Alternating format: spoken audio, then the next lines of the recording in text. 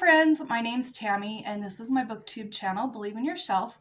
And today I have for you my weekly reads and wrap up, and it just is what it is today. I've got wet hair still from the shower. I've got my granddaughters with me. They're still in pajamas, and we're just trying to take some time to do this video so it can go up tomorrow morning because we've got a really busy day. So Charlotte wanted to help for a minute, and she would like to talk about what she's reading. What have you been learning to do this week? Learning to what? Read.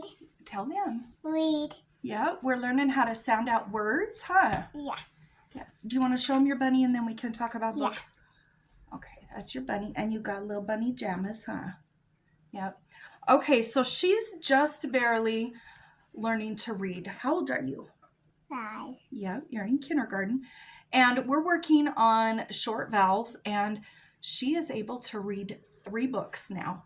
Do you want to hold this one up and say what that one is called? Do you remember? Mat. Okay, hold it up. It's called Mat. Mm-hmm. And what other one can you read now? Yeah, sound it out. Sam. Yep, I've got Sam. And this is the one we're working on. Dot. Gotta hold it up. Yep, you're learning how to read, huh? Yep, it's exciting. We also are working on Dick and Jane. Okay. I'm covering your face there. How about if I cover mine? We're working on Dick and Jane, but we're having a hard time with this one because this has long vowels, silent E's, all sorts of words in here that we're not ready for because we're doing the words with short vowels and stories without. So we're kind of having a trouble with this one, but we're still working on it, huh? So do you have anything else to say about your books you're reading this week? Is that everything? Okay, say goodbye. Bye. Okay, hop off. And can I tell them when they come on I read 2 books? You did. You already said you read 2 books, and we're on the 3rd one. Okay? I want to read it. Well, we're not going to read it right now, okay? We're just talking about the books we've read. So hop off. Now we've got Amelia here.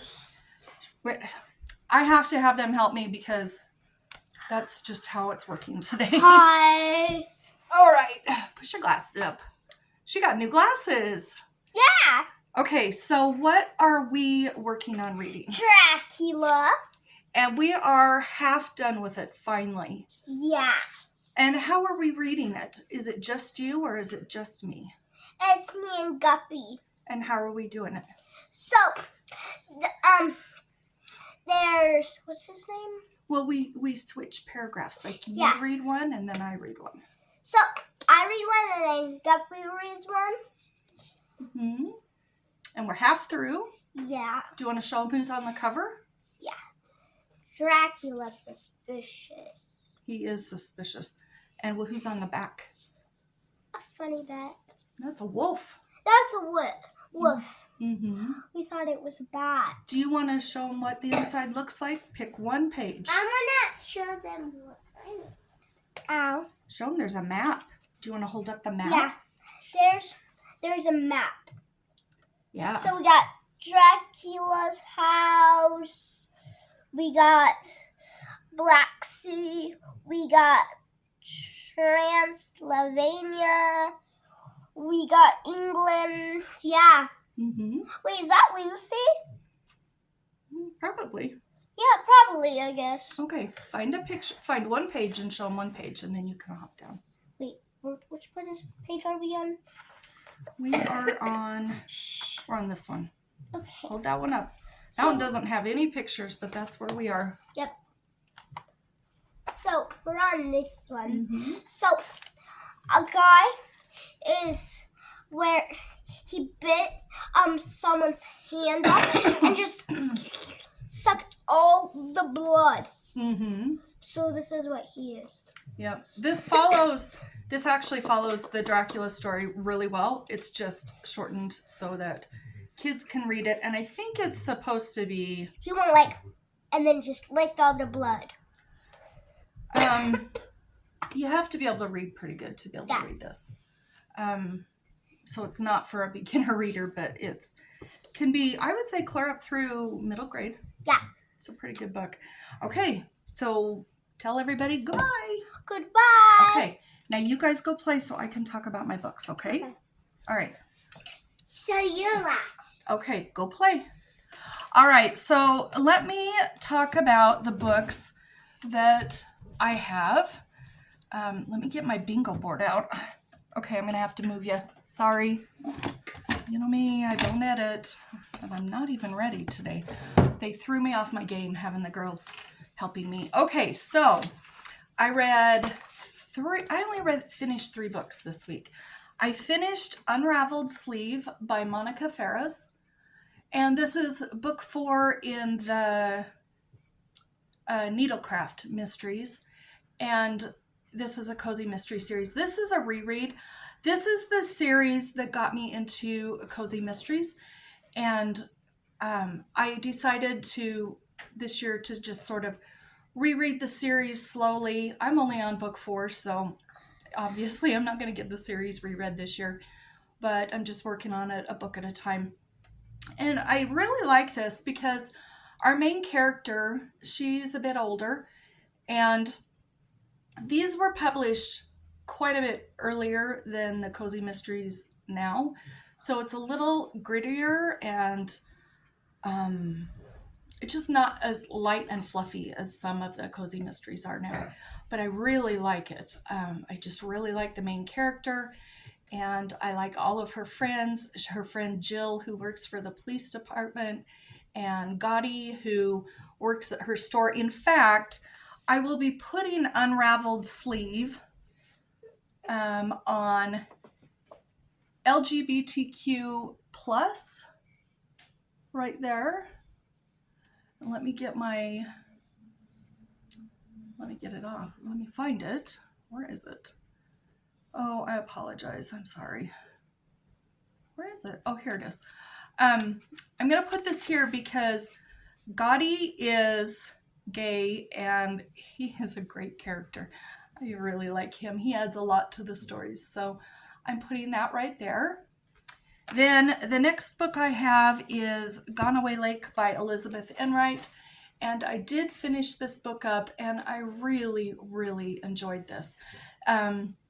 This is about a girl and her brother who go visit their cousin, and these two are out exploring, and they get quite a ways from home.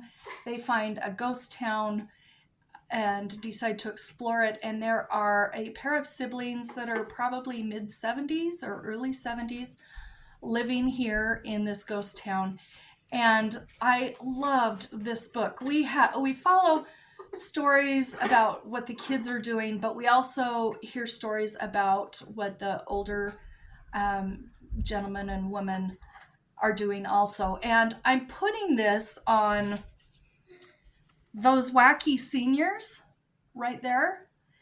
And the reason I'm going to put my little this book on that spot is we do hear stories from the older characters in this book. And there's one story in particular where the guy is telling a story about when he was a little kid, and he and his friend played a really good trick on a different friend and his friend. And then we've also got a story from the woman. She talks about playing with these dolls back when she was a little girl, and I just really enjoyed it. Those characters added so much to this book, and I really, really love this. So I'm going to put that, like I said, on those wacky seniors. And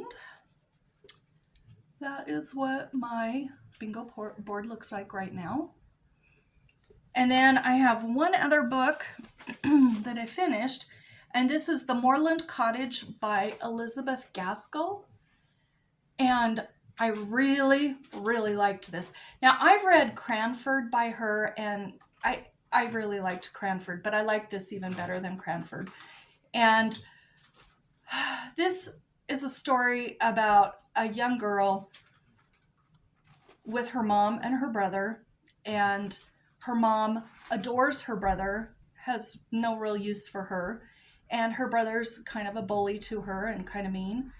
And as I was reading this, I was reminded by The Mill on the Floss by George Eliot. And come to find out, George Eliot based her book, The Mill on the Floss, kind of on this. But I think hers was even more, her story was a little bit more devastating than this one. But I just really liked it. I think Elizabeth Gaskell does such a good job describing things and nature. And when she's telling you about a situation or a place or something, you're there and you're living that life right then. And I think she's just a fabulous storyteller. And I need to read more books by her. I've only read 2 of them, and they are 2 of her shorter books. But I really liked this. And Elizabeth Gaskell, I'll tell you why I'm putting this where I am on here. I'm putting that on Northern, which is right there, my book. And the reason I'm going to put that there is she lived most of her life in Manchester, England, and that's on the northwestern part of England. So I'm going to put it on Northern. And interesting little fact, my husband actually lived in Manchester for a while, and a couple other places in England too, but he did live in Manchester. And so that's kind of a neat little story. I'm sure if I told my husband about this area in this book, he would probably be able to envision kind of what it was like, because he did live in Manchester. So I am putting that one on North. And where is it? On Northern, I should say. So that is where I am. I don't have a bingo, but that's my own fault. I just didn't get that much reading done this week, or that many books accomplished, I should say. But let me show you what I'm in the middle of, because I am in the middle of 4 books. I'm reading Almost Pioneers by Laura Gibson Smith.